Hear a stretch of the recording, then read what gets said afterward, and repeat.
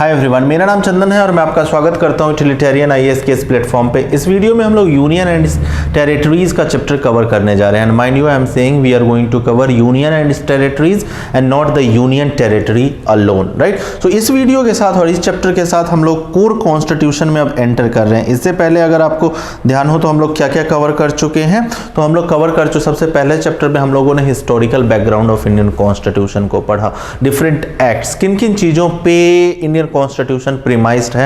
So we studied various government of India Act, we studied 3rd June plan, we studied India Independence Act 1947, all the events preceding all these acts, Indian Council Act, Indian Charter Act, regulating, so all the acts on which Indian Constitution is premised, so वो हम लोगों ने first chapter में cover किया। Then हम लोगों ने second chapter में पढ़ा मेकिंग ऑफ इंडियन कॉन्स्टिट्यूशन की एक्चुअली इंडियन कॉन्स्टिट्यूशन कैसे बना, क्या क्या इवेंट्स इन्वॉल्व थे, व्हाट वाज द क्रोनोलॉजी, कौन कौन से इंपॉर्टेंट पर्सनैलिटीज, उन पर्सनैलिटीज का रोल क्या था, ये सब हम लोगों ने सेकेंड चैप्टर में पढ़ा। Then in third chapter we studied salient feature of Indian Constitution, right?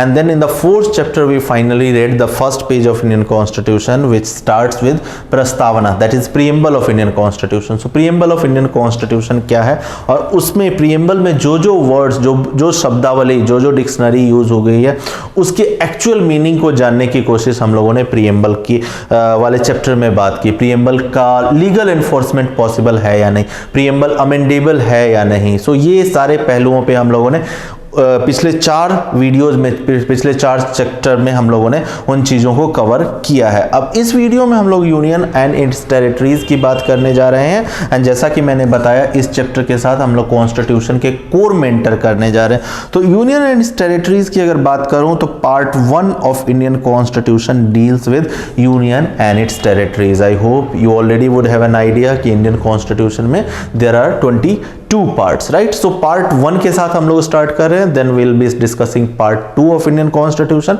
in next chapter that deals with citizenship, and थोड़ा सा ये bilingual रहने जा रहा है तो कभी कभी इंग्लिश में मैं completely shift हो सकता हूँ, so give me that liberty. Then part 3 fundamental right, that will be 7th chapter, वो थोड़ा सा लंबा चलेगा, around 8 to 10 hours we'll be investing there. And then part 4 that deals with directive principles of the state policy, part 5 union and states. So similarly हम लोग इन सब sequential manner में Indian constitution के जो भी इंपॉर्टेंट पार्ट्स हैं UPSC के exam के लिए, वो सारी चीजें हम लोग 1 by 1 कवर करेंगे। सो आज हम लोग पार्ट 1 से स्टार्ट कर रहे हैं। एंड पार्ट 1 अगर आर्टिकल वाइज बोलूं तो आर्टिकल वाइज 1 to 4 में डिवाइडेड है। अगर मैं इस पर्टिकुलर चैप्टर की बात करूं कि इस particular whole of the chapter जो कि यूनियन एंड इट्स टेरिटरीज जो हम डिस्कस करने जा रहे हैं, अगर डिफरेंट वर्टिकल्स की किस तरह से हम लोगों का प्लान है, किस तरह से हम लोग ये पूरा चैप्टर कवर करने जा रहे हैं और हमारा अप्रोच क्या होगा। तो सबसे पहले अगर मैं अप्रोच की बात करूं तो सिर्फ वो एस्पेक्ट्स हम लोग इस पर्टिकुलर चैप्टर के उठाएंगे जो कि यूपीएससी पूछ सकता है या यूपीएससी ने पास्ट में पूछा हुआ है या फिर मेरी पर्सपेक्टिव से यूपीएससी के लिए बहुत ज़्यादा इंपॉर्टेंट है। अदर एस्पेक्ट्स जहाँ भी एडिशनल इंफॉर्मेशन मैं आपको दूंगा वहाँ बता दूंगा कि ये यूपीएससी इस एरियाज में कभी ना पूछा है कभी और ना पूछने की पॉसिबिलिटीज है। कुछ एरिया जो कि काफी फैक्चुअल होंगे, I will be pointing out कि although as a caution measure I am teaching you all these things, but it may be asked only in the PCS exam. So whole of the approach will be examination centered, right? अब मैं बात करूं कि what is going to be scope of this particular video, किस तरह से हम लोग इस चैप्टर को कवर करने जा रहे हैं। So whole of this chapter we have divided into 3 vertical. First vertical में हम लोग आर्टिकल्स की बात करेंगे और एक इंपॉर्टेंट केस की बात करेंगे, that is Berubari versus union of India 1960। तो उस केस में क्या हुआ था और आर्टिकल 1 to 4, आर्टिकल 1, 2, 3, 4 में क्या क्या चीजें हैं स्टेट्स के बारे में, या फिर स्टेट को नए स्टेट को कैसे फॉर्म किया जा सकता है, एक स्टेट का नाम कैसे चेंज, किस तरह के स्टेट को इंडिया एडमिट कर सकता है, क्या कंडीशन है, स्टेट फॉर्म, नया स्टेट फॉर्म करने की या नाम चेंज करने की पावर किसके पास है, whether state legislature does hold this power और the parliament does hold this power. So all these things we'll be discussing in the first vertical, और इस पूरे चैप्टर को हम लोग 2 वीडियोस में डिवाइड करेंगे। In the first video we'll be discussing this first vertical that deals with different articles starting from article 1 to 4 and Berubari versus union of India case 1960, ये किस चीज के साथ डील कर रहा था, ये फर्स्ट वीडियो में डिस्कस करेंगे। And in the second video we'll be discussing these 2 vertical जैसा कि मैंने आप लोगों को पहले ही बता दिया है कि ये पूरा का पूरा चैप्टर हम लोग 3 वर्टिकल में प्लान कर रहे हैं। तो फर्स्ट वर्टिकल हम लोग इस वीडियो में डिस्कस करने जा रहे हैं। Second vertical, what is this second vertical? So see, देखो जब 1950 में आप लोगों ने अगर पढ़ा हो मेकिंग ऑफ इंडियन कॉन्स्टिट्यूशन, तो 4 फोल्ड क्लासिफिकेशन स्टेट्स का हो गया था। डिफरेंट स्टेट्स जो कि इंडिया ने बनाए थे, उसका 4 fold classification, part A, part B, part C, part D, whatever states और union territories that we had got from Britishers, उन सभी पॉलिटिकल एंटिटीज या स्टेट्स को हम लोगों ने ए में, कुछ स्टेट्स को 9 स्टेट्स को अराउंड ए में अकोमोडेट किया, देन कुछ स्टेट्स को हमने बी में अकोमोडेट किया, कुछ प्रिंसली स्टेट्स को बी में, कुछ यूनियन टेरिटरीज और चीफ कमिश्नर्स प्रोविंसेस को हमने पार्ट सी में अकोमोडेट किया, एंड देन पार्ट डी में अंडमान एंड निकोबार। तो किस तरह से, जब हम लोग बात कर रहे हैं इवोल्यूशन ऑफ इंडियन स्टेट की, तो किस तरह से ये 4 फोल्ड क्लासिफिकेशन, उस टाइम आपके 28 स्टेट्स थे, ठीक है, और किस तरह से 28 स्टेट्स आगे चल के, अभी भी हमारे पास 28 स्टेट और 8 यूनियन टेरिटरीज हैं, तो किस तरह से ये जो सफर है ये 70 साल का, वो हम लोगों ने किस तरह से ट्रेवल किया है। तो इवोल्यूशन ऑफ इंडियन स्टेट्स में, जैसे मैं बात करूं, हरियाणा की एग्जिस्टेंस उस टाइम नहीं थी, हरियाणा पंजाब का हिस्सा था। सिमिलरली महाराष्ट्र करके और गुजरात करके कोई स्टेट नहीं था। और the state that we had was Bombay state. आपका मध्य प्रदेश नहीं था, मध्य प्रदेश एक भोपाल स्टेट था, मध्य भारत था और विंध्य भारत था, राइट। तो इन तीनों को मर्ज करके मध्य प्रदेश का, जो आज के डेट में मध्य प्रदेश है, उसका निर्माण हुआ है। फिर मध्य प्रदेश से ऑलरेडी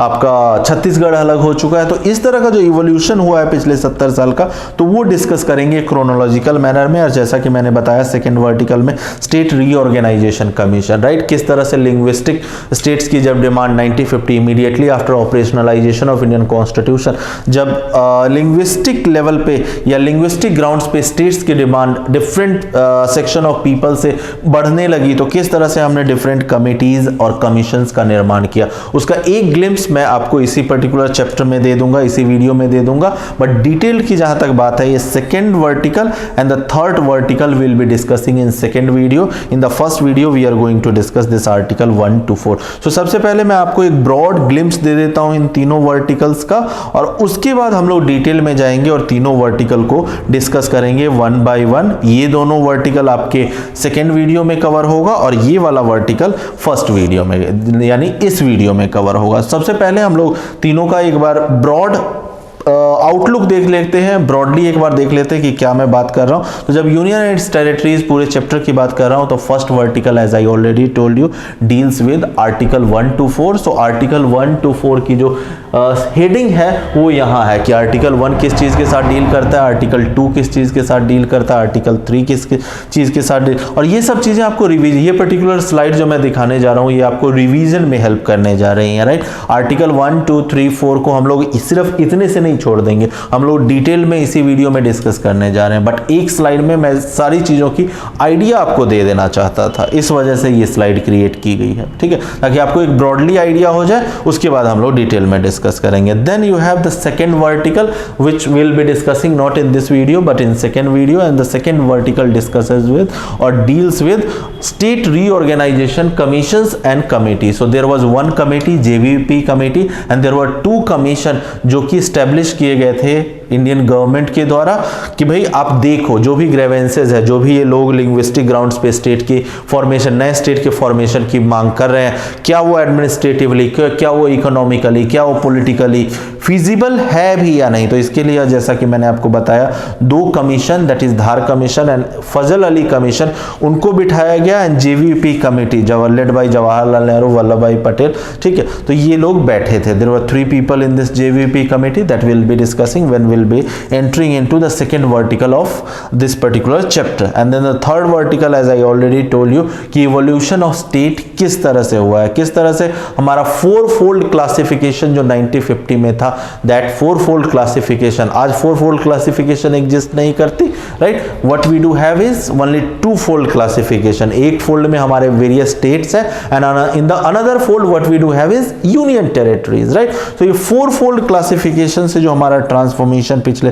70 सालों में इस स्टेट में हुआ है, या इस तरह के चीज, इस तरह के पॉलिटिकल यूनिट्स हमारे पास हैं, तो वो पिछले 70 ईयर्स में इवोल्यूशन का process, evolution of state and UT किस तरह से हुआ है, तो वो चीज भी हम लोग डिस्कस करेंगे। सो आई होप आपको एक ब्रॉडली आइडिया हो गया होगा कि इस चैप्टर में हम लोग क्या डील करने जा रहे हैं। Now without wasting time let us enter into the first vertical of this chapter in this video and let us start our discussion from article 1 and then we will be discussing article 2, article 3, article 4, right. So article 1 की अगर मैं बात करूं तो इसमें 3 सब clauses है। If you can see on the screen, I am tick marking it, just a moment guys. So I am tick marking it. There are 3 sub clauses of this article 1. First sub clause को अगर मैं read करूं तो India that is Bharat shell be union of state. अब यहाँ 2 चीजें गौर करने वाली है और उन दोनों चीजों को मैंने हाईलाइट कर दिया है। इंडिया दैट इज भारत मतलब 2 नाम है, कॉन्स्टिट्यूशन में 2 नाम है, एक इंग्लिश नेम है हमारे कंट्री का और एक हिंदी नेम है।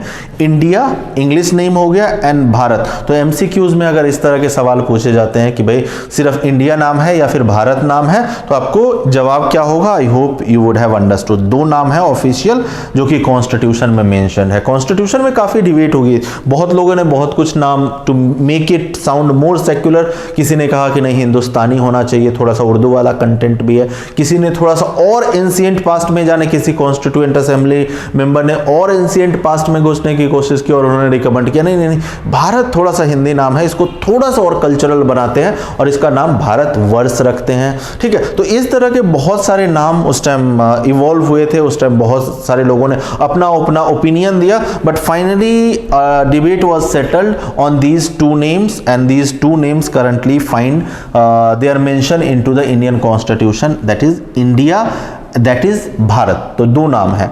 Next it shall be union of state. Now यहां भी आपको हाईलाइट मिलेगा। सी इंडिया का जो कॉन्स्टिट्यूशन का कैरेक्टर है, अगर salient feature of Indian constitution आप लोगों ने पढ़ा हो तो इंडिया का कॉन्स्टिट्यूशन का कैरेक्टर हम लोगों ने क्या डिफाइन किया था कि it happens to be a federal, या फिर इंडिया एज अ स्टेट को, इंडिया एज अ कंट्री को हम लोग फेडरल कंट्री बोलते हैं। लेकिन अगर यहां देखो आपने जो कॉन्स्टिट्यूशन का फर्स्ट आर्टिकल है, फर्स्ट आर्टिकल इसको फेडरेशन ऑफ स्टेट नहीं डिस्क्राइब कर रहा, फेडरेशन ऑफ स्टेट्स नहीं डिस्क्राइब कर रहा, जैसा कि यूएसए में है। यूएसए जो कि अगेन एक फेडरल नेशन ही है, तो यूएसए ने अपने आप को फेडरेशन ऑफ स्टेट्स डिस्क्राइब किया है। बट यहां हम लोगों ने बहुत वाइजली, कॉन्स्टिट्यूशनल फोर फादर्स ने बहुत वाइजली इसको रादर देन फेडरेशन या federal of state, federation of state describe करने के बजाय यूनियन ऑफ स्टेट बहुत वाइजली। अब इस चीज का जवाब जब ड्राफ्टिंग कमेटी के chairman doctor B R Ambedkar से मांगा गया कि भाई हम लोग फेडरेशन ऑफ स्टेट्स क्यों नहीं है लाइक यूएसए,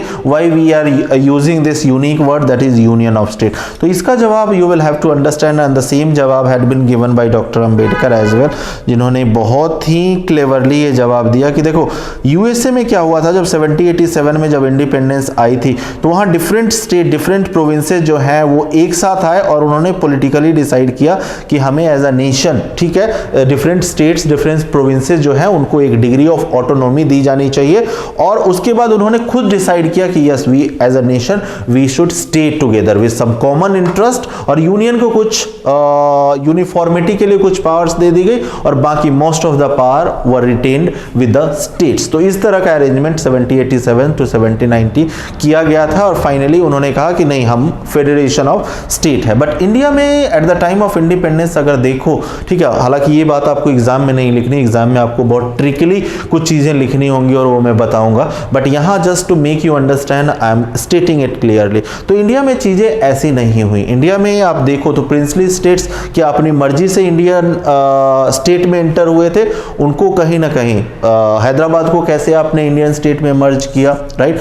जूनागढ़ में, जूनागढ़ तो हालांकि रेफरेंडम्स के थ्रू हुआ था, बट एज अ हैदराबाद वहां का निजाम नहीं चाहता था, ठीक है, हमने पुलिस एक्शन के थ्रू हैदराबाद को इंटीग्रेट किया। Then similarly Jammu and Kashmir का देखूं, अगेन आप लोग मुझे एंटी नेशनल डिस्क्राइब कर सकते हो, बट उन्होंने जो राजा हरि सिंह, इट्स ट्रुथ कि भाई राजा हरि सिंह ने किस कंडीशंस में, but again his ruler as well that Raja Hari Singh did not wanted to go either with the Pakistan or India. It was only when Pakistan compelled it into corner, उन्होंने पाकिस्तान ने जब अटैक कर दिया और उनके पास कोई प्रोटेक्शन का रास्ता नहीं, तो उन्होंने इंस्ट्रूमेंट ऑफ एक्सेशन इंडिया के साथ साइन किया।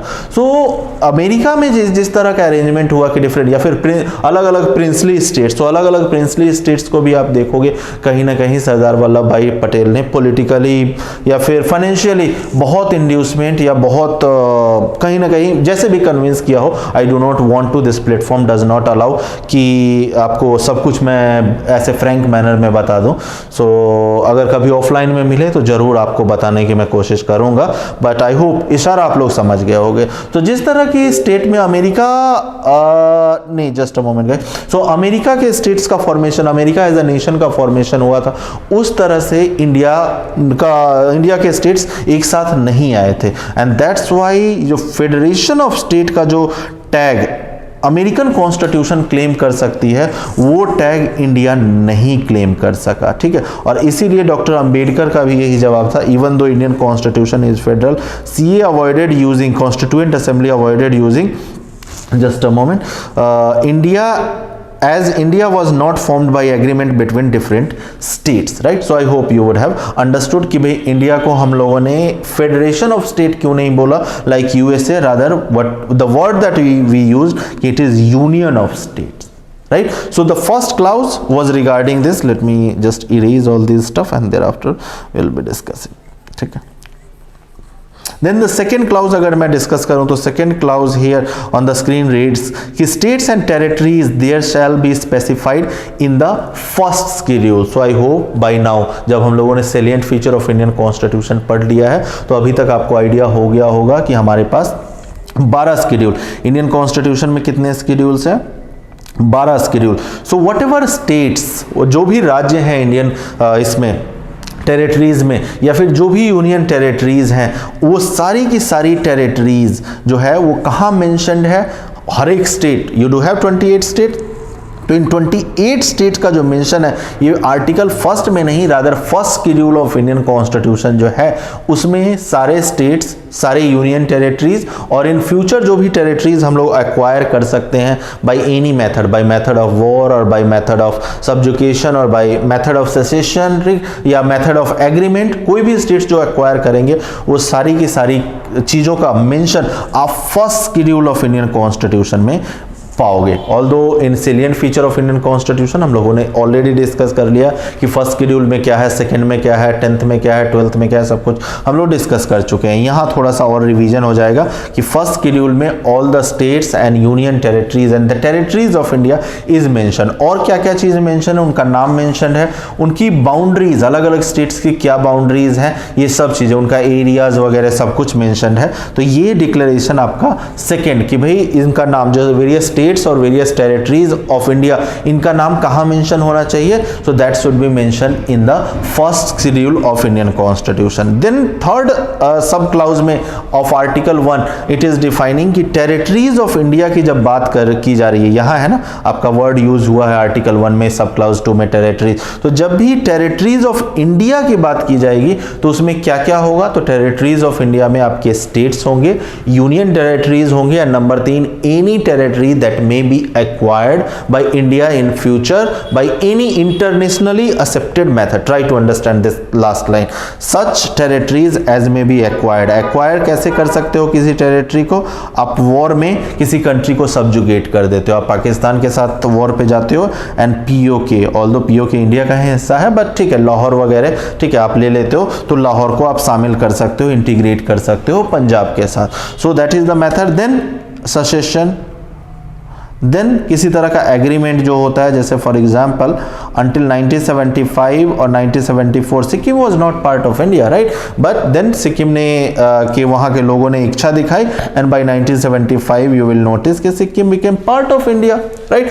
सो by method of war, by method of secession, by method of agreement, any internationally accepted method से जो टेरिटरी इंडिया एक्वायर करेगा वो टेरिटरीज भी इंडिया की टेरिटरीज कहलाई जाएंगी, राइट। सो फिर से इसको रिपीट करते हैं कि टेरिटरीज ऑफ इंडिया की जब हम बात कर रहे हैं तो territories of India will include states, union territories and any territory that may be acquired in future by any internationally accepted method. अब schedule 1 की अगर मैं बात करूं तो let me again have the eraser and thereafter, तो schedule 1 की मैं बात करूं तो schedule 1 आपका कुछ ऐसा दिखता है PDF, although it will contain all the states, all the union territories and their boundaries, but मैंने जस्ट एक स्नैपशॉट लेके आपको दिखाने के लिए ये चीज रखा हुआ है। आंध्र प्रदेश, असम, सिर्फ एक PDF फर्स्ट पेज का स्नैपशॉट इस तरह से है, ठीक है। आंध्र प्रदेश की क्या डिटेल्स है, असम की क्या डिटेल्स है भैया, तो ये फर्स्ट शेड्यूल के एक फर्स्ट पेज का ये आपका स्नैपशॉट है। Similarly all the states will find mention, so this is the snapshot of the first schedule. Now coming back, so article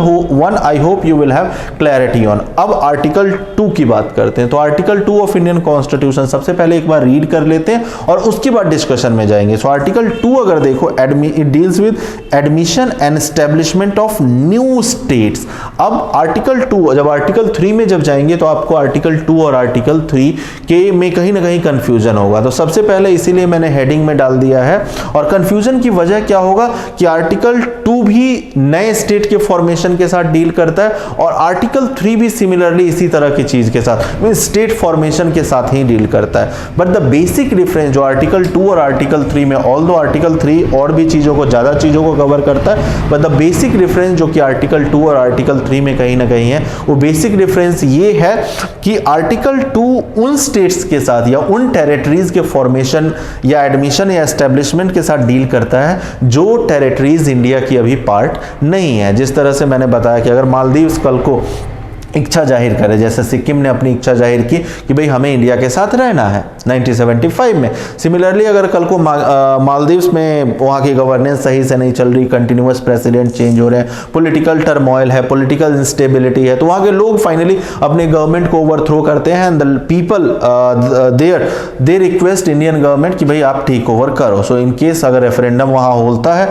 और लेजिटिमेसी अगर वो देते हैं इंडिया को, तो अगर मालदीव्स को अगर इंडिया का एक स्टेट बनाया जाए तो वो किस आर्टिकल के थ्रू बनाया जाएगा, so that will happen with article 2 and not article 3। Article 3 के अंदर भी स्टेट्स का फॉर्मेशन होता है, बट किस तरह से होता है, what is the basic difference. So article 3 में जो स्टेट्स का फॉर्मेशन होगा या आर्टिकल 3 में जो बाकी के काम होंगे, जो कि जब हम आर्टिकल 3 डिस्कस करेंगे मैं बताऊंगा। सो आर्टिकल 3 में आप देखोगे कि जो एग्जिस्टिंग स्टेट्स हैं, सपोज महाराष्ट्र का कुछ हिस्सा लेके, महाराष्ट्र बहुत बड़ा राज्य है, महाराष्ट्र का कुछ छोटा सा एक हिस्सा लेके विदर्भा वाला रीजन अलग करके, वो ज्योग्राफी अलग करके एक नया स्टेट बना दिया, तो वो आर्टिकल 3 में कवर होगा। देन यूपी के बारे में कई बार बात चलती रहती है पॉलिटिकल लेवल पे, UP is too big to administer, let us divide it geographically. Rather Mayawati ji के टाइम में ये बात चली थी कि यूपी को 4 हिस्सों में आप बांट दो, राइट। तो इस तरह की जो कि एग्जिस्टिंग ज्योग्राफी जो इंडिया की है और उसमें किसी तरह का अगर बदलाव करते हो तो वो आर्टिकल 3 में कवर, उससे अगर नए स्टेट्स का फॉर्मेशन करते हो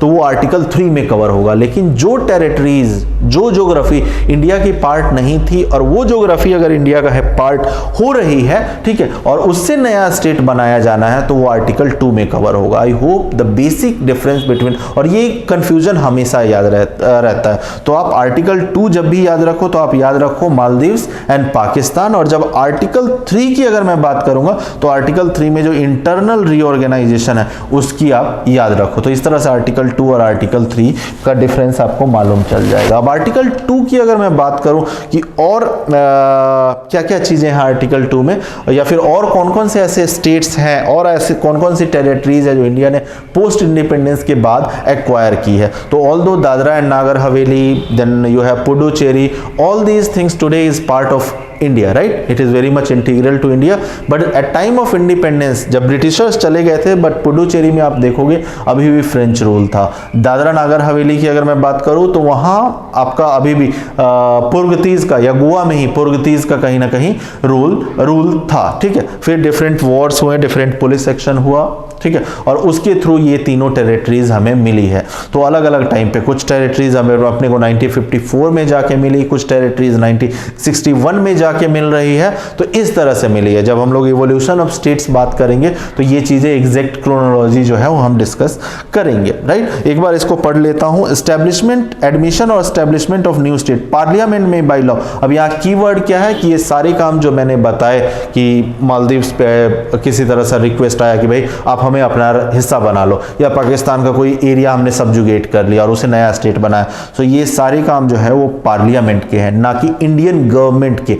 एग्जीक्यूटिव का काम नहीं है। सो यहां अगर स्टेटमेंट में आता है कि formation of new state under article 2 will be done by Indian government, no, that statement would be incorrect. This all thing will be done by union legislature, that is the parliament. So in words को आप लोग थोड़ा सा, जो green में words दिए गए हैं, इनको थोड़ा सा बारीकी से और रिप्लेस करके देखा करो। कई बार पार्लियामेंट होता है और वो उसको केयरफुली आप नहीं पढ़ते हो, या स्टेट गवर्नमेंट होता है और केयरफुली नहीं पढ़ते हो, एग्जाम में थोड़ा सा रिवर्स कर दिया जाता है। जो काम पार्लियामेंट ने करना है उसकी जगह स्टेट गवर्नमेंट कर दिया, बाकी का स्टेटमेंट का हिस्सा आपका ठीक कर दिया और आप लोग मार्क करके करेक्ट आ जाते हो। सो यहाँ ये काम जो है आर्टिकल 2 में, एस्टेब्लिशमेंट और formation of new state that will be done by parliament and not the state union government और the state government. Admit into the union और establish new state on the terms and condition as it things fit, means parliament जो कि सही समझती है। Admission of state which were not earlier part of union, already explain. तो Dadra and Nagar Haveli, Daman and Diu which has been integrated now,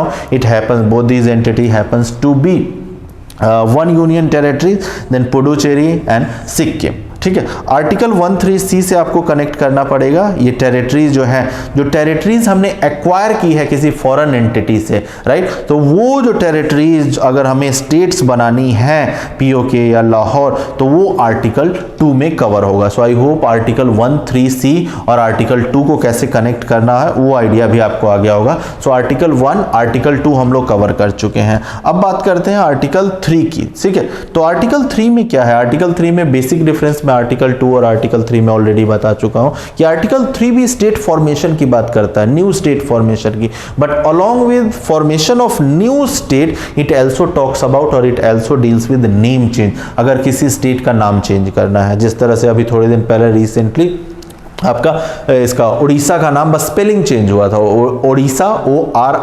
ORRISSA से ओडिशा हो गया ODISH, ठीक है। तो नेम चेंज करना हो, किसी बाउंड्री थोड़ी सी चेंज करनी हो किसी स्टेट की, या एक स्टेट से दूसरा स्टेट कार्व आउट करना है, या फिर दो स्टेट्स की कुछ ज्योग्राफी लेनी है, एक नया स्टेट कार्व आउट करना है। सपोज मध्य प्रदेश का कुछ ऊपर वाला नॉर्दर्न रीजन लिया, उत्तर प्रदेश का नीचे वाला रीजन लिया और बुंदेलखंड बना दिया, महाराष्ट्र से एक पोर्शन थोड़ा सा लिया, विदर्भा वाला रीजन, कर्नाटका से थोड़ा सा पोर्शन लिया और विदर्भा के नाम से एक नया state. So all these things, be it boundary, area आपको इंक्रीज करना है किसी स्टेट का एरिया डिक्रीज करना है, नए स्टेट का फॉर्मेशन करना है। वो नए स्टेट का फॉर्मेशन हो सकता है एक स्टेट को दो में स्प्लिट करके, या फिर दो स्टेट से कुछ कुछ एरियाज निकाल के एक स्टेट का फॉर्मेशन करना है, या फिर नेम चेंज करना है। सो इन सभी केसेस में वो टेरिटरी जो कि इंडिया के पार्ट है और उनका कुछ भी इस तरह का करना जो कि मैंने अभी बताया है, name change, area increase, area decrease, या नए स्टेट का formation, so all these things will be covered under article 3 of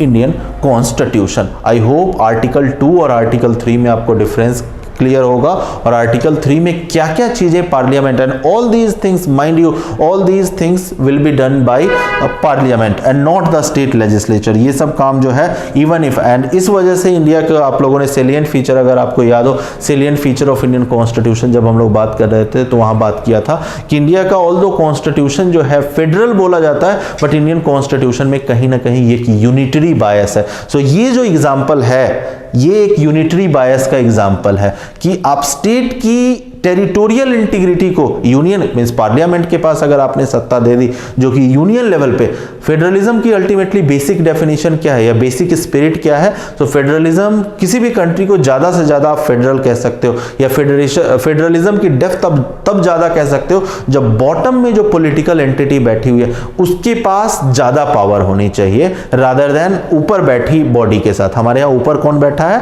parliament union level पे, स्टेट लेवल पे you do have state legislature. Legislature. तो इस केस में आप क्या कर रहे हो, by giving this immense power to parliament where parliament at any given time can violate the territorial integrity of any state. किसी भी स्टेट को किसी टाइम आप खत्म कर सकते हो। पूरा उत्तर प्रदेश को खत्म करके बोल सकते हो ये बिहार में मर्ज हो गया, पूरा हरियाणा को खत्म करके आप बोल सकते हो पंजाब में मर्ज हो गया। तो ये अल्टीमेटली क्या है, और आपने उस स्टेट को इन्वॉल्व भी नहीं किया। स्टेट को हालांकि अब आगे चलेंगे तो देखोगे आप इन्वॉल्व किया जाएगा, और ये चीज आर्टिकल 3 में भी मेंशन्ड है, बट उसमें स्टेट का बस एक बार इंफॉर्मेशन देना है, ठीक है। स्टेट को ये नहीं कि भाई उनसे ओपिनियन लेना है, नहीं, ओपिनियन लेने के लिए वेट करने के लिए बाध्य नहीं है पार्लियामेंट। मैं आपको प्रोसेस भी अभी बता देता हूं कि किसी भी स्टेट का अगर बाउंड्री चेंज करना हो, नेम चेंज करना हो, या स्टेट से ज्योग्राफी हटा के नया स्टेट बनाना हो, जैसे कि 2000 में हुआ, यूपी से आपका उत्तराखंड बना, बिहार से आपका झारखंड बना, देन आपका मध्य प्रदेश से छत्तीसगढ़, देन मोर रिसेंटली आपका तेलंगाना 2014 में आपका तेलंगाना बना आंध्र प्रदेश से अलग करके, जबकि आंध्र प्रदेश वाले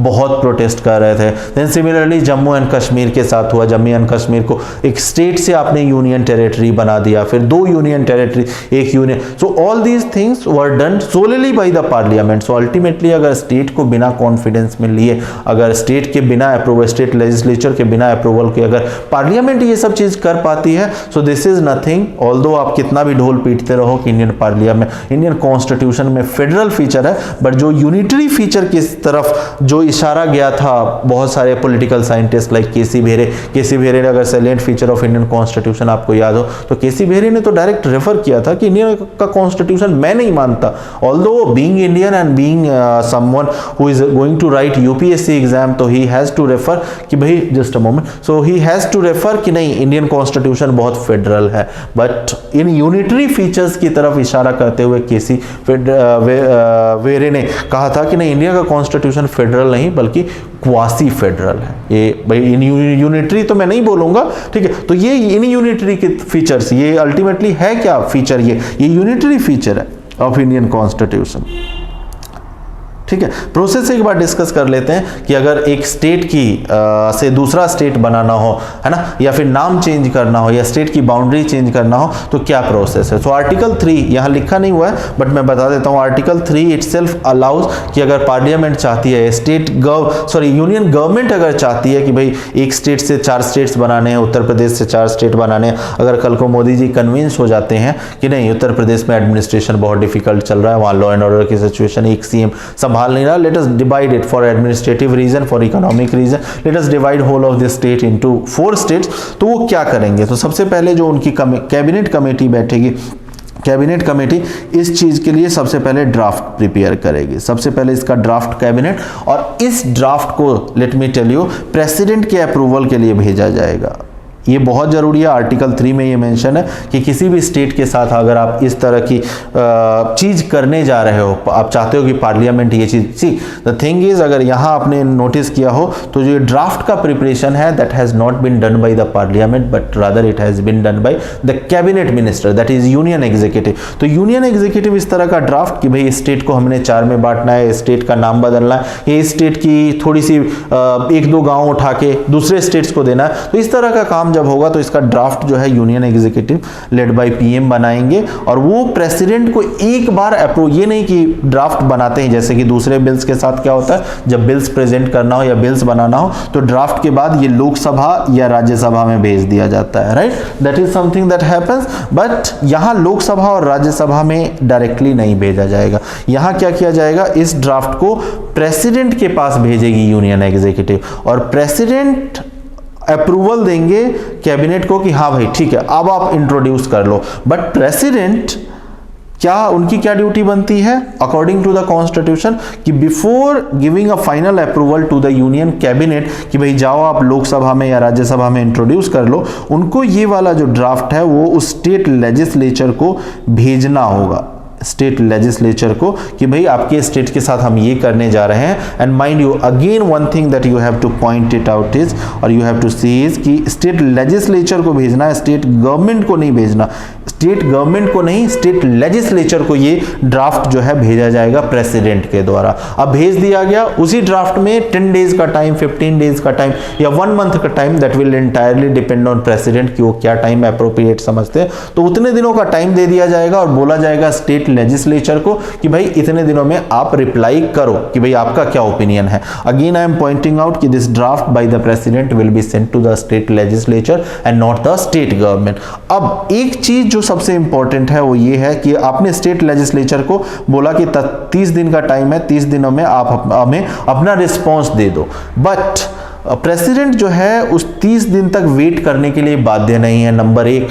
और नंबर 2, अगर स्टेट लेजिस्लेचर का ओपिनियन जो आता है वो एडवर्स है, स्टेट आपने कहा, यूनियन एग्जीक्यूटिव ने कहा या प्रेसिडेंट ने कहा कि भाई ये स्टेट जो है 4 स्टेट्स में डिवाइड होना चाहिए, but state legislature is of opinion कि नहीं 4 हिस्सों में नहीं बंटना चाहिए, हम इस चीज को अप्रूव नहीं करते, तो क्या प्रेसिडेंट कैबिनेट को ये जो ड्राफ्ट है वो फॉरवर्ड नहीं करेगा और लोकसभा और राज्यसभा में इंट्रोड्यूस कैबिनेट नहीं कर सकती? The answer is no. ये जो है स्टेट लेजिस्लेचर का जो ओपिनियन है वो प्रेसिडेंट को बाध्य नहीं कर सकता। स्टेट लेजिस्लेचर का ओपिनियन अगर मिला तो सही, नहीं मिला तो सही, अच्छा मिला मतलब ओपिनियन जो आप चाहते थे वो मिला तो भी सही, वो नहीं मिला तो भी सही, even if state legislature has given adverse opinion regarding changing of name और चेंजिंग ऑफ बाउंड्री और splitting of the state, does not matter at all. ठीक है, प्रेसिडेंट तब भी यूनियन एग्जीक्यूटिव को बोल सकते हैं कि भाई अब जाओ, वो अहेड करो और लोकसभा या राज्यसभा में कहीं भी आप इंट्रोड्यूस कर लो। So again learning point is कि इस तरह का बिल स्टेट लेजिस्लेचर के विल पे डिपेंडेंट नहीं है, नंबर 1, और इस तरह के बिल को लोकसभा या राज्यसभा में कहीं भी इंट्रोड्यूस किया जा सकता है। नेक्स्ट, लोकसभा और राज्यसभा क्या करेगी? डिस्कशन डिबेट होगा और इस तरह के बिल को सिंपल मेजोरिटी से पास किया जाता है। अब ये देख लो, अगेन ये यूनिटरी फीचर के तरफ इशारा कर रहा है। इंडियन कॉन्स्टिट्यूशन में किस तरह से यूनिटरी फीचर की तरफ इशारा कर रहा है कि आप स्टेट की टेरिटोरियल इंटीग्रिटी को, means being parliament, you do have power, you have been given power कि स्टेट गवर्नमेंट की या स्टेट की टेरिटोरियल इंटीग्रिटी, पूरा स्टेट खत्म कर दे रहे हो, स्टेट का नाम चेंज कर दे रहे हो, लेकिन उस बिल को पास करने के लिए गवर्नमेंट को कितने मेजोरिटी चाहिए? सिर्फ सिंपल मेजोरिटी। तो अगर चालाकी से सपोज कोई अथॉरिटेरियन गवर्नमेंट हो जो कि डेमोक्रेसी में बिलीव नहीं करती, वो स्टेट पूरा खत्म कर सकती है। अगर उसके पास लोकसभा में सिंपल मेजोरिटी और राज्यसभा में वो नंबर्स मैनेज कर लेती है, तो वो स्टेट किसी टाइम भी स्टेट्स की जो एग्जिस्टेंस है ऑल टुगेदर वो खत्म की जा सकती है। आई hope you do have clarity कि आर्टिकल 3 में क्या प्रोसेस, उस प्रोसेस को फ्लो चार्ट के फॉर्म में आपका यहाँ है, ये आप देख लीजिएगा। अगर changes under article 3 if initiated by the centre, cabinet sends draft bill to the president office, president refers such changes to the concerned state legislature,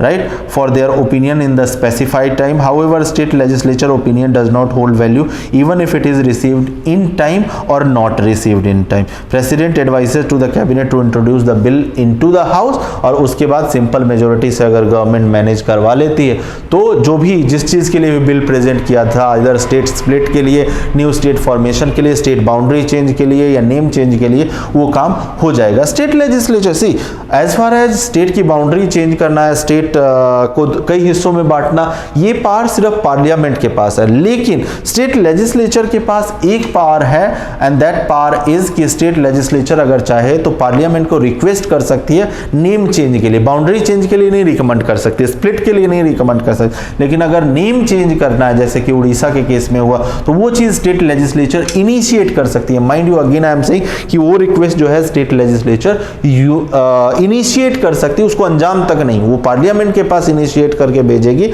ultimately it will be decided by the parliament again कि वो नाम भी change किया जाए। नाम अगर चाहे तो पार्लियामेंट अपने आप भी चेंज कर सकती है उसको लेकिन स्टेट लेजिस्लेचर को भी ऑप्शन दिया गया है कि नाम अगर चेंज करवाना है, ये छोटे मोटे काम है, ये आप खुद भी इनिशिएट कर सकते हो और at the end of day it is not छोटा मोटा काम, पार्लियामेंट के पास स्टेट लेजिस्लेचर को जाना ही होगा, but at least this limited power has been given. State legislature करना क्या होगा अगर नाम चेंज करवाना है, so state legislature passes a resolution to that effect. Resolution will be sent to Ministry of Home Affairs, which will in turn will send it to the Union Cabinet. Union Cabinet उसका draft prepare करेगी, then president से approval आएगा और president से approval के बाद उसको किसी भी हाउस में इंट्रोड्यूस कर दिया जाएगा। आई hope you will have clarity.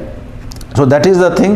State does not have any significant role in boundary change और name change और कोई भी स्टेट से दूसरा स्टेट का क्रिएशन होना है तो so that is something. अब आर्टिकल 4 में क्या लिखा गया है? आर्टिकल 1, आर्टिकल 2, आर्टिकल 3 हम लोगों ने स्टडी कर लिया. आर्टिकल 4 की बात करते हैं. आर्टिकल 4 में क्या लिखा गया है कि any changes made under article 2 और आर्टिकल 3. आर्टिकल 2 आई होप आप लोगों को क्लैरिटी होगी. आर्टिकल 2 क्या था कि कोई भी ऐसी ज्योग्राफी जो कि इंडिया का अर्लियर पार्ट नहीं थी और वो ज्योग्राफी या वो नेशन जो है वो अगर इंडिया में शामिल होना चाहती है by any method, by method of war, by method of secession, by method of subjugation, by method any method और by method of any international agreement, तो वो आर्टिकल 2 में कवर होगा. आर्टिकल 3 अभी डिस्कस किया. सो कोई भी चेंज जो आर्टिकल 2 और आर्टिकल 3 में होगा उसको कॉन्स्टिट्यूशनल अमेंडमेंट नहीं माना जाए. ठीक है, अगर इसको यूपी को 4 हिस्सों में बांटना है तो उसके लिए कॉन्स्टिट्यूशनल अमेंडमेंट आपको नहीं करना पड़ेगा. पार्लियामेंट को कॉन्स्टिट्यूशनल ये काम जो है वो सिंपल मेजोरिटी से ऑर्डिनरी लेजिस्लेटिव रूट का इस्तेमाल करते हुए कर लिया जाएगा. आपको आर्टिकल 368 जो कि अमेंडमेंट ऑफ द कॉन्स्टिट्यूशन के साथ डील करता है उसको इन्वोक करने की जरूरत नहीं है. And this has been specifically written in article 4 and this provision has made कि यूनियन बहुत एम्पावर्ड बॉडी हो जाती है, पार्लियामेंट बहुत एम्पावर्ड बॉडी हो जाती है जो कि किसी भी टाइम स्टेट्स की टेरिटोरियल इंटीग्रिटी को वो कर सकती है, वॉयलेट कर सकती है. और इसीलिए इंडिया एज अ स्टेट को, इंडिया एज अ नेशन को इंडिस्ट्रक्टिबल यूनियन बना,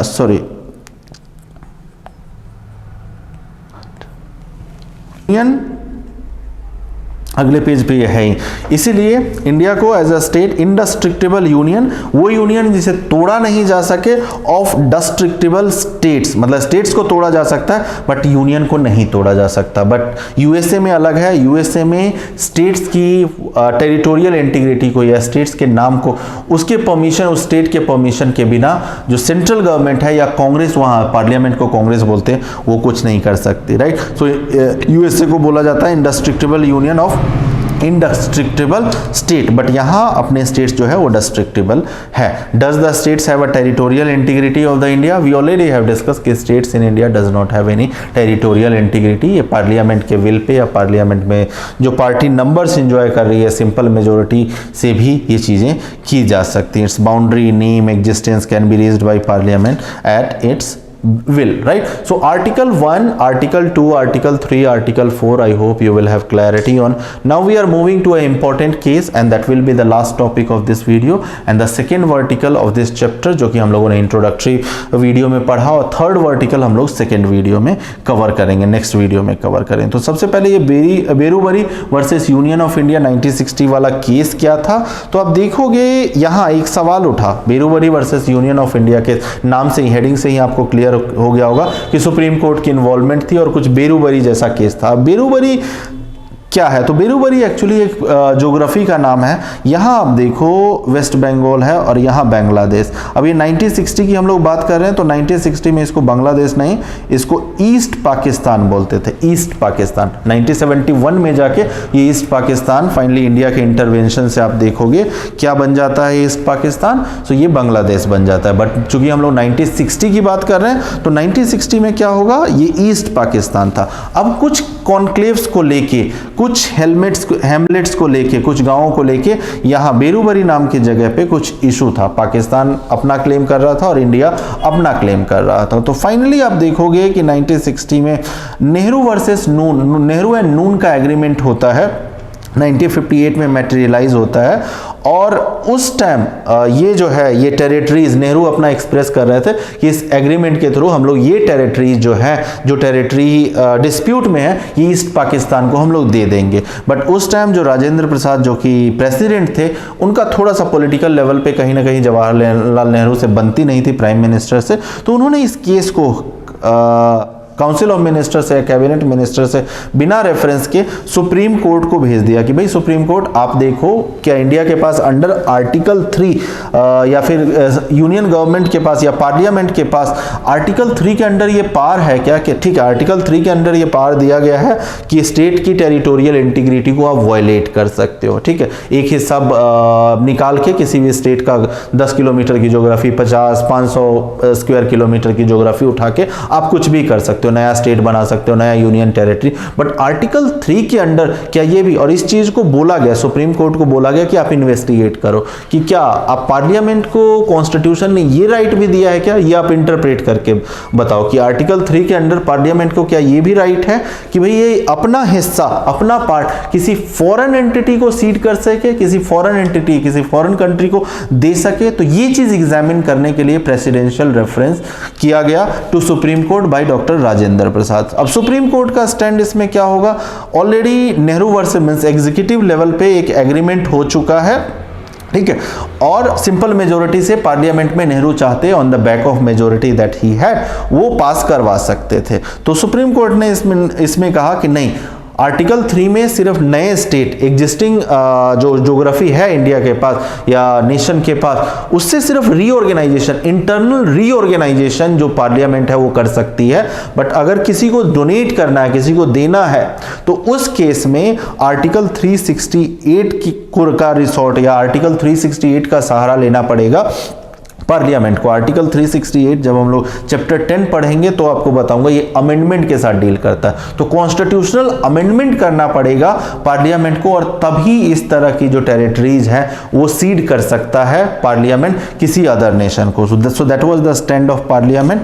बट पार्लियामेंट ने एक चीज और 1969 में कही, और वो हम लोग अभी डिस्कस करेंगे। फिलहाल हम लोग डिस्कस कर लेते हैं। सबसे पहले नून एग्रीमेंट हुआ। नून एग्रीमेंट ने नेहरू जी ने चाहा कि दे देते हैं, डिस्प्यूट को सोल्व करते हैं, but Rajendra Prasad presidential reference दे देते हैं सुप्रीम कोर्ट को। सुप्रीम कोर्ट कहती है नहीं, parliament under article 3, under exercise of its power extended to parliament by the constitution under article 3 can not cede any kind of property, any kind of geography to foreign nation. तो आप 368 का सहारा लेके, जो कि टफ प्रोसीजर है, amendment करना constitution में मेजोरिटी ज्यादा चाहिए, तो वो करके कर सकते हो, बट आर्टिकल 3 में नहीं कर सकते। फाइनली जो है 9th कॉन्स्टिट्यूशनल अमेंडमेंट जो है ये करते हैं पार्लियामेंट। इतना भी नंबर, मतलब बहुत ज़्यादा नंबर नेहरू के पास थे, और फाइनली इस चीज़ को अफेक्ट करके वो बेरूबरी वाला जो हैमलेट्स था, जो कि डिस्प्यूटेड टेरिटरी थी, वो टेरिटरी जो है वो नेहरू फाइनली ईस्ट पाकिस्तान को दे देते हैं।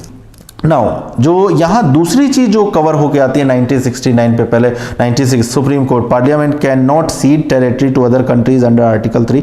इन response parliament enacted 9th constitutional amendment to materialize terms of Nehru Noon Agreement, और सुप्रीम कोर्ट फाइनली इन 1969 में एक और स्टैंड लेता है, in addition to stand that it had taken in 1960 in this Berubari versus union of India. और 1969 में अपने एक सेपरेट डिसीजन में सुप्रीम कोर्ट कहता है कि देखो, हम लोगों ने पिछला स्टैंड क्या लिया था कि अगर कोई टेरिटरीज जो है, 2 गांव 4 गांव, ये देने हैं किसी कंट्री को, चीन को देना है या फिर बांग्लादेश को देना है, तो उस केस में आपको कॉन्स्टिट्यूशनल अमेंडमेंट करना होगा। Hey executive, you will have to go parliament, और कॉन्स्टिट्यूशनल अमेंडमेंट जितने अगर नंबर है, आप कॉन्स्टिट्यूशनल अमेंडमेंट जितने नंबर है तो आप दे सकते हो। But when it comes to 1969 में जो स्टैंड लिया सुप्रीम कोर्ट ने, वो यही बोला कि भाई अगर बाउंड्री सेटलमेंट करना हो, कोई डिस्प्यूट है वो सेटल करना है, बाउंड्री सेटल करना है, तो उस केस में पार्लियामेंट में अमेंडमेंट करने की जरूरत नहीं अंडर आर्टिकल 368। बट एग्जीक्यूटिव, अगर कैबिनेट जो है वो डिसीजन ले लेता है, एग्जीक्यूटिव एक्शन से कैबिनेट बोल देता है कि हाँ भाई ये डिस्प्यूट सेटल करना है चीन के साथ, इसके चक्कर में बहुत सारे इशू हो रहे हैं, तो वो डिस्प्यूट सेटलमेंट के लिए एग्जीक्यूटिव को पार्लियामेंट में नहीं जाना होगा, वो एग्जीक्यूटिव अपने लेवल पे डिसीजन ले सकता है। इन 1969 allowed the settlement of boundary dispute through executive action, and in such cases constitutional amendment is not required. वो कॉन्स्टिट्यूशनल अमेंडमेंट जो कि 9th कॉन्स्टिट्यूशनल अमेंडमेंट हुआ, जिससे कि बेरूबरी वाला जो एरिया है वो हम ईस्ट पाकिस्तान को, फॉर अभी भी आपका जो बांग्लादेश के साथ 2 साल पहले कुछ हेलमेट्स का एक्सचेंज हुआ है, उस केस में भी कॉन्स्टिट्यूशनल अमेंडमेंट मोदी गवर्नमेंट ने किया था पार्लियामेंट में जाके, और 100th constitutional amendment it was, right? So this was all about your 2 topics has been covered in this particular video. One was article 1 to 4, that is part 1 of Indian Constitution, और इसको याद करते चलना। जब मैं कहता हूँ कि there are 22 parts, 22 parts आपको एक बार में बैठ के याद नहीं करना है कंटिन्यू। अगर इस तरह से याद करोगे कि चैप्टर के साथ साथ हमने पार्ट 1 भी कर लिया, पार्ट 2 भी कर लिया, पार्ट 3 भी कर लिया, उससे एसोसिएटेड आर्टिकल भी याद कर लिया। ऑल्दो एक बार देखने के लिए या 2 बार कंटिन्यूअस रिवीजन के लिए आप पूरी एक लिस्ट बना के रख सकते हो, ठीक है, प्रिंट आउट करवा के। बट यहां भी चैप्टर के साथ साथ भी आप एसोसिएट करते रहो कि पार्ट 1 मेरा खत्म हो गया, पार्ट 2 में अब जब सिटीजनशिप हम लोग करेंगे तो पार्ट 2 में एंटर। तो इस तरह से चैप्टर वाइज अगर याद रखोगे तो ये लॉन्गर रिटेंशन में आपका हेल्प करेगा। So article 1 to 4 that is part 1 of Indian constitution and then Berubari versus union of India case, ये इस वीडियो में हम लोग रैप अप कर रहे हैं। सेकेंड वीडियो में हम लोग आप लोग जस्ट एक ग्लिम्स दे देता हूं, that is state reorganisation commission and their recommendation. उसमें एक कमेटी और 2 कमीशन के रिकमेंडेशन पढ़ेंगे। देन इवोल्यूशन ऑफ स्टेट 1950 से अभी की जो कंडीशन है, 4 फोल्ड क्लासिफिकेशन है आपकी, ठीक है। पार्ट ए में कौन कौन से स्टेट थे, पार्ट बी में कौन कौन से स्टेट्स थे, पार्ट सी में कौन कौन से स्टेट थे, पार्ट डी में कौन कौन से, फिर demand for linguistic reorganization of state, Potti Sri Ramulu, Gandhi का क्या ओपिनियन था लिंग्विस्टिक रीऑर्गेनाइजेशन में, मोतीलाल नेहरू का क्या ओपिनियन था, फिर किस तरह से हम वहाँ से अलग अलग ईयर्स में किस तरह से हम लोग मूव हुए हैं, किस ईयर में किस स्टेट का फॉर्मेशन, कंप्लीटली क्रोनोलॉजिकल मैनर में हम लोगों ने ऑलरेडी नोट्स तैयार कर रखा है और सेकेंड वीडियो में आपको इन सब चीज़ों को डिटेल में मिल जाएगा। सो इस चीज़ के साथ, इस वादे के साथ, I will say you goodbye to meet you in the next video. So until we come up with the next video, till then, bye bye.